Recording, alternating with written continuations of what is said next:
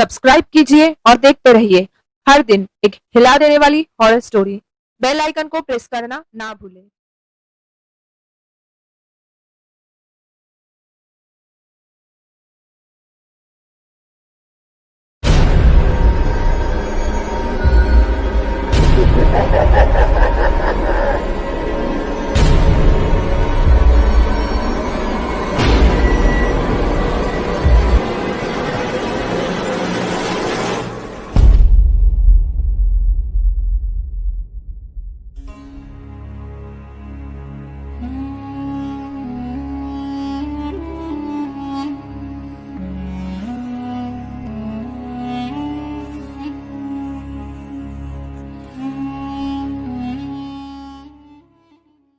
Hello दोस्तों, welcome to the new episode of वो क्या है। तमाम वीडियो अपडेट्स के लिए हमारे चैनल को सब्सक्राइब करके बेल नोटिफिकेशन को ऑन कर दें।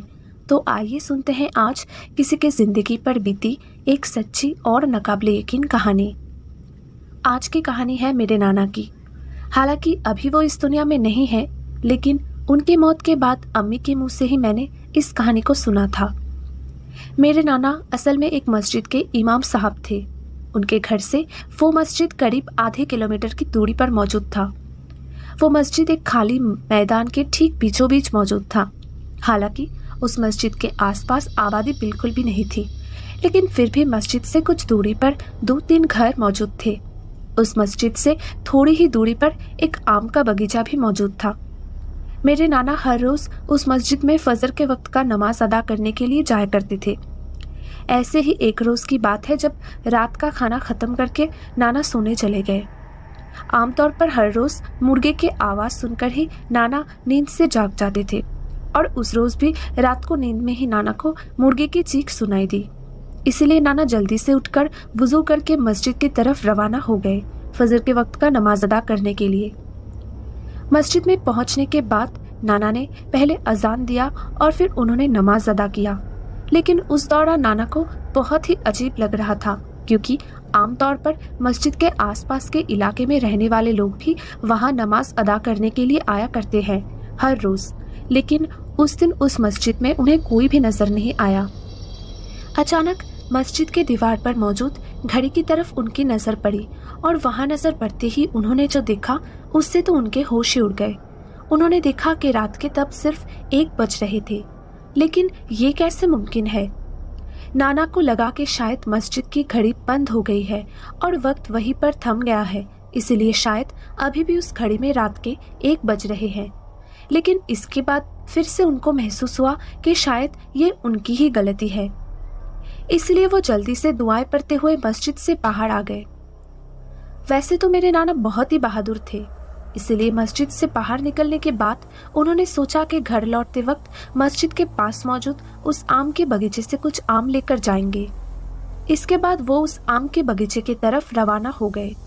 वहां पहुंचने के बाद नाना को जमीन पर ढेर सारा आम बिखरा हुआ नजर आया। उस बगीचे के चारों तरफ से आम की शानदार खुशबू भी आ रही थी। लेकिन अजीब बात तो ये थी कि जब नाना ने नीचे की तरफ झुककर एक आम को उठाने की कोशिश की, तब उन्होंने देखा कि वो आम खुद ब खुद उनसे दूर चला जा रहा है। किसी भी कीमत में वो आम उनके पकड़ में नहीं आ रहा था। अचानक उन्होंने देखा कि उस बगीचे में मौजूद एक आम के दरख्त के पीछे बहुत डरावना सा और काले रंग का एक इंसान नुमा शबी खड़ा हुआ है, जिसका सर नहीं था। जैसे कि मैंने पहले ही कहा था कि मेरे नाना बहुत ही बहादुर थे, इसीलिए उस अजीब से मखलूक को देखने के बाद भी उनको डर नहीं लगा।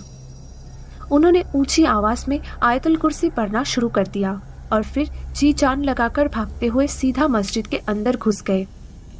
दूसरे दिन जब वहां के लोग नमाज अदा करने के लिए मस्जिद में आए, तब उन लोगों को नाना बेहोशी के हालात में मिले। जब उनको होश आया तब नाना ने उन लोगों को सारी बातें बताई।